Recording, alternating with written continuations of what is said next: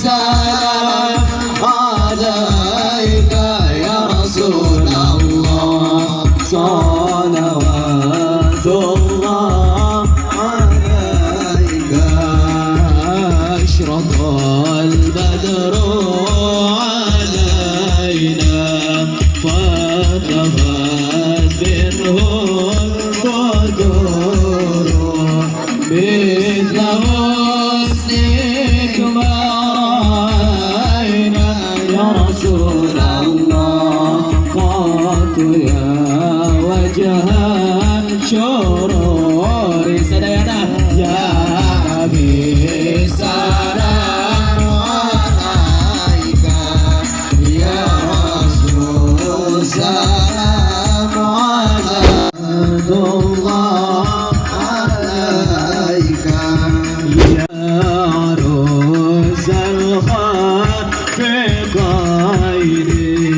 يا مؤيد يا ممجد يا رسول الله يا إمام القبلة خير يا نبي السلام عليك يا رسول سلام عليك يا حبيب أبا صلى الله على محمد مرحبا حبيبنا الحبيب Ali bin Abdul Aziz beserta Al-Habib Abdul Rahman dan juga Habaib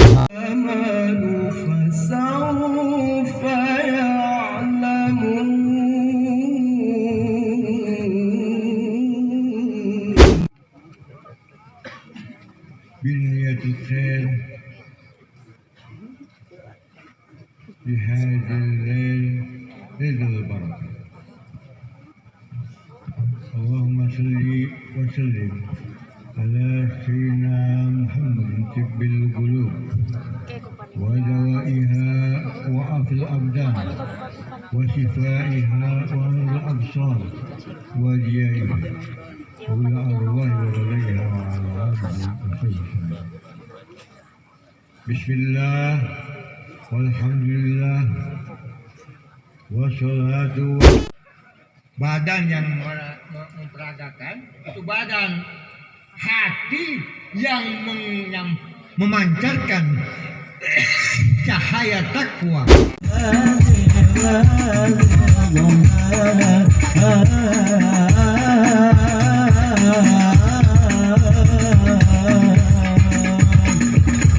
صلوا على نبي محمد. Assalamualaikum warahmatullahi wabarakatuh. Waalaikumsalam warahmatullahi wabarakatuh. Volumenya agak dinaikkan ini soalnya. Bismillah walhamdulillah wassalatu wassalamu ala rasulillah Sayyiduna Muhammad ibn Abdullah wa ala alihi wa sahbihi wa man wala. Rabbi israh li sadri wa yassir li amri wahlul 'uqdatam min lisani yafqahu qawli. Amma ba'd. Alhamdulillah, segala puji bagi Allah Al-Malik Al-Ahad Al-Fardus Samad alladzi lam yalid wa lam yulad. Segala puji bagi Allah Tuhan yang Maha Esa, yang Maha Tunggal, dan dialah Allah Subhanahu wa taala, zat yang maha kuat. Selain Allah tidak ada yang kuat, dan dialah Allah Subhanahu wa taala, zat yang maha kuasa. Selain dari Allah tidak ada yang berkuasa, dan dialah Allah Subhanahu wa taala, zat yang maha memberikan hidayah kepada hamba-hamba yang dikehendakinya, yang memberikan petunjuk kepada hamba-hamba yang dicintainya. Selawat teriring salam terus kita berikan dan curahkan kepada hadratir Rasul, imamuna, qudwatuna, sayyiduna Muhammad, sayyiduna Muhammad sallallahu alaihi wasallam bi afdali salawatu ta'zim. yang sama-sama kita muliakan, kita hormati, kita kagumi. Dari segenap para asatid, para alim ulama, para masyayikh, para tokoh-tokoh masyarakat, para muallim, para mudaris, para tuan-tuan guru. Kita doakan mudah-mudahan senantiasa dipanjangkan usianya oleh Allah, diberkahi oleh Allah, dilindungi oleh Allah, diridhai oleh Allah, dan dimenangkan perjuangannya oleh Allah Subhanahu wa taala. Begitu juga kepada anak-anak beliau dan kepada ponakan-ponakan yang lain, dan juga yang sama-sama kita muliakan dari segenap para asatid, para alim ulama yang ada di tengah-tengah kita. Kiai Haji Asep Saifullah, Ustadz Muhriji, Haji Dadon, dan juga dari para asatid yang lainnya. Kita doakan mudah-mudahan senantiasa diberkahi oleh Allah Subhanahu wa taala. Nabi Muhammad sallallahu alaihi wasallam beliau menyatakan di dalam hadisnya, "Innal anbiya lam yuwarithu dinaran wala dirhaman, fa innahum yuwarisun ilma. Al ulama warasatul anbiya. Man akramal ulama faqad akramallah wa rasulah." Sesungguhnya para nabi dan para rasul tidak meninggalkan dinar dan dirham, tidak meninggalkan emas dan perak. Mereka para anbiya meninggalkan ilmu-ilmu agama. Sesungguhnya para ulama, mereka adalah peninggalan Sayyiduna Muhammad. Man akramal ulama faqad akramallah wa rasulah. Nabi menyatakan, siapa orang yang mengagungkan, memuliakan, menghormati para ulama, maka sungguh orang itu telah menghormati dan mengagungkan Allah Subhanahu wa taala. Wa aksu, begitu juga sebaliknya. Perhatikan baik-baik. Begitu juga sebaliknya. Siapa yang benci dengan ulama, siapa yang tidak suka dengan ulama, maka sungguh mereka telah mengajak perang Allah Subhanahu wa taala. Man adzali waliyan faqad adzantuhu bil harb. Allah menyatakan dalam hadis qudsinya yang diriwayatkan oleh Imam Bukhari dan Muslim, siapa orang yang memusuhi wali-waliku para ulama, maka sungguh mereka mengajak perang dengan Allah Subhanahu wa taala. Begitu juga para habaib kita, para zuriat Sayyiduna Muhammad, para keturunan Sayyiduna Muhammad, para pemilik mahkota agung Sayyiduna Muhammad. Ugalah Rasul sallallahu alaihi wasallam, wajib atas mereka mendapatkan syafaatku kelak di hari kiamat. Sayyidina Abi Bakar Siddiq mengatakan, siapa orang yang bergembira atas kelahirannya Rasulullah, maka aku Abu Bakar Siddiq akan menjadi sahabatnya di dalam surga. Kana ma'i fil jannah. Sayyidina Umar bin Khattab mengatakan, siapa orang yang bergembira atas kelahiran baginda Nabi Muhammad, maka sungguh mereka telah menghidupkan Islam dan meninggikan syariat Islam. Tinggikan syariat Islam, agungkan syariat Islam, insya Allah surga telah menanti kalian, saudara. Kemudian, wabir rahmatihi, dengan rahmat Allah maka bergembiralah. Rahmat yang mana? Sayyidina Abdullah bin Abbas menafsirkan rahmat di sini dengan mengambil ayat yang lain, wa ma arsalnaka ila rahmatan lil alamin. Tidaklah aku utus engkau wahai Muhammad melainkan engkau menjadi rahmat yang terbesar bagi seluruh alam semesta. Sehingga rahmat yang dimaksud di sini yang harus kita bergembira atas wujudnya Sayyiduna Muhammad. Rasulullah lahir itu bukan diturunkan dari langit. Nabi ada bukan keluar dari perut bumi, namun Nabi wujud atas dilahirkan dari perut ibundanya yang suci Sayyidatuna Aminah. Sehingga apa? Dengan kelahiran Nabi itulah, atas wujudnya Nabi, maka kita dianjurkan, diperintahkan oleh Allah untuk bergembira dan bersuka cita. Namun caranya bagaimana? Oh, saya pengen gembira beb dengan wujudnya Nabi, saya undang dah orkes dangdut via Valen. Ini bego namanya, saudara. Kalau gembira atas Nabi, tinggikan syariat Nabi, bikin maulid, bikin sholawat, bikin zikir, sehingga insya Allah itu menjadi salah satu penyebab Nabi Muhammad bangga sama kita semua. Nah, semacam kali ini berkumpul, bersolawat, kita semua senantiasa tenggelam di dalam apa? Memuji Allah dan memuji Sayyiduna Muhammad sallallahu alaihi wasallam. Hal-hal yang semacam ini yang harus ditiru, yang harus dilestarikan, yang harus dijaga, yang harus diteruskan sampai hari kiamat, saudara. Lalu kemudian saudara yang dimuliakan oleh Allah Subhanahu wa taala, maka oleh sebab itu bergembira kepada Nabi Muhammad bukan hanya sekedar bersolawat saja, saudara.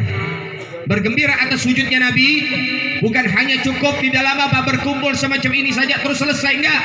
Tapi bergembira atas wujudnya Nabi Muhammad harus setiap hari kita buktikan. Dengan cara apa? Teruskan perjuangan Nabi Muhammad. tinggikan syariat, banyak memberikan kenikmatan kepada kalian, dan cintalah kalian kepadaku Rasulullah, bukti cintamu kepada Allah, dan cintalah kalian kepada keturunanku, bukti cintamu kepadaku dan kepada Allah. Sehingga cinta kepada Allah, cinta kepada Rasul, cinta kepada para habaib, ini adalah 3 kesatuan yang tidak pernah bisa diputuskan, yang tidak pernah bisa dipisahkan. Itu semua adalah apa? Sudah satu paket dari Allah dan Rasul, saudara. Hati-hati, jangan musuhin ulama, jangan benci sama ulama. Kenapa? Kalau sudah musuhin ulama, benci sama ulama, nanti keadaan bukan makin beres, makin kacau, saudara. Kenapa? Baik, harusnya para umara, para aparat terima kasih sama ulama. Dengan adanya ulama, umat tertuntun, umat terarah, umat bisa diarahkan, saudara. Kenapa? Karena para ulama yang ngajarin ilmu akhlak, para ulama yang mengajarkan mereka takut kepada Allah, para ulama yang mengajarkan untuk mereka bertakwa kepada Allah Subhanahu wa ta'ala. Kalau nggak ada ulama, kacau, saudara. Kalau nggak ada ilmu, kacau. Kalau nggak ada majelis taklim, kacau, saudara. Sehingga para ulama mengatakan, laulal ilma fannas kal bahaim. Kalau nggak ada ilmu, nggak ada ulama, nggak ada majelis taklim, manusia udah kayak binatang semua, saudara. Oh, nggak percaya? Baik. Saya mengatakan banyak manusia udah kayak binatang, masih nggak percaya. Baik, saya sebutkan beberapa kasus yang ada di Indonesia. Dengarkan baik-baik, Bu. Buka kupingnya, Bu. Pak, dengerin. Kejadian di Malang. Seorang anak membakar hidup-hidup ibu kandungnya sampai mati. Tahu karena apa? Karena tidak diberikan uang 10.000 buat beli miras oplosan, saudara. Nyawa ibu kandungnya nggak lebih berharga dari uang 10.000. Kejadian di Sulawesi Selatan, tepatnya daerah Goa. Seorang anak menggorok leher bapak kandungnya sampai putus. Tahu gara-gara apa? Sepele. Karena tidak diberikan izin itu anak untuk berpesta bersama kawan-kawannya, pesta miras, saudara. Kemudian kejadian seorang anak yang mungkin sebagian besar masih ingat, anak kecil yang usianya 10 tahun namanya Yuyun, diperkosa oleh 14 anak remaja yang masih duduk di bangku SMP. 14 anak SMP di bawah pengaruh minuman keras. Yuyun lewat, diperkosa bergiliran, saudara sekalian. Gak sampai situ, 8 anak pertama yang memperkosa Yuyun, Yuyun masih bernafas, saudara. 6 anak terakhir, Yuyun sudah menjadi mayat. Artinya 6 anak SMP memperkosa mayat, saudara. Innalillahi wa inna ilaihi. Kira-kira ini perbuatan manusia atau perbuatan binatang, saudara? Allah mengatakan balhum adol, bakal nanti timbul manusia-manusia yang lebih bejat dari binatang, saudara. Gak sampai situ. Kejadian di daerah Tangerang, karyawati yang namanya Indah diperkosa oleh 3 orang remaja, saudara. Yang ketiga orang ini adalah daripada orang-orang yang cintanya ditolak oleh Indah. 3 orang ini gak saling kenal, datang ke kos-kosannya Indah, saudara. Lalu kemudian tanpa dijanjian, tanpa saling kenal, ketika datang bersama-sama, mereka saling berkenalan. Setelah saling berkenalan, mereka saling berbagi cerita karena mereka ditolak cintanya, saudara. Lalu kemudian mereka mabuk miras. Setelah mereka mabuk miras, apa yang mereka lakukan? Dia dobrak kosnya Indah, dia perkosa itu Indah. Bahkan gak sampai situ, sehabis diperkosa bergiliran, saudara, Indah lehernya dicangkul sampai hampir putus. Gak sampai di sana, batang cangkulnya dimasukkan ke kemaluan Indah sampai merobek jantung dan parunya, saudara. Innalillahi wa inna ilaihi. Ini hanya sebagian kasus, saudara, yang saya utarakan di sini. Siap istiqomah, semuanya angkat tangannya, takbir. Allahu akbar. Allahu akbar. Allahu akbar. Shallu ala Muhammad. Jadi harus perlu diingatkan kembali. Aparat jangan benci-benci sama FPI. FPI membantu Anda. Dan kita tidak ada yang boleh saling benci. Betul? Maka oleh sebab itu, saudara yang dimuliakan oleh Allah Subhanahu wa ta'ala, miras itu kan juga musuh daripada aparat kita. Aparat memberitahu miras dan juga daripada apa? Ekstasi, narkoba, sabu, itu semua apa? Penyakit masyarakat kalau bahasa mereka. Itu juga daripada apa? Itu musuh aparat dan itu musuh FPI, dan itu juga musuh daripada masyarakat. Maka oleh sebab itu, musuhnya satu, musuhnya sama, kenapa harus kita bertikai? Musuhnya sama, kenapa kita harus berantem, saudara? Ya harusnya bagaimana solusinya? Ayo rapatkan barisan, kita perangi itu yang namanya miras dan lain sebagainya. Kenapa? Itu yang merusak anak bangsa, saudara sekalian. Jadi bukan yang dimusuhin tablik akbar, yang dimusuhin bukan ulama, yang dimusuhin jangan FPI-nya, dan bukan hanya FPI, ormas-ormas Islam yang lain. Ketika tujuannya sama, wajib kita merapatkan barisan dan kita harus bersatu padu, saudara. Ini adalah Al-Habib Muhammad Rizik bin Husain bin Syihab, pejuang kita, pahlawan kita saat ini, saudara. Takbir, takbir, sallu ala Muhammad. Beliau pejuang kita, perjuangan yang kelihatan mata dan terasa, saudara sekalian. Beliau pahlawan kita, dan juga daripada kepahlawanan ini terasa sampai detik ini, saudara. Sehingga permintaan kita saat ini gak muluk-muluk kepada para pejabat, tolong berikan izin supaya Habib Rizik bisa kembali ke tanah air, saudara sekalian. Habib Rizik pengen pulang, bukan karena beliau tidak berani, bukan karena beliau banci, saudara. Demi Allah, beliau sangat ingin pulang segera-geranya, saudara. Namun ada beberapa hal yang membuat beliau tidak bisa kembali ke tanah air, saudara sekalian. Secara hakikat beliau pengen kembali ke tanah air, saudara. Namun insya Allah, mudah-mudahan nasrun minallah fathun qarib, pertolongan Allah insya Allah Allah datangkan, dan insya Allah sebentar lagi kita mendapatkan kemenangan, saudara. Doakan mudah-mudahan beliau senantiasa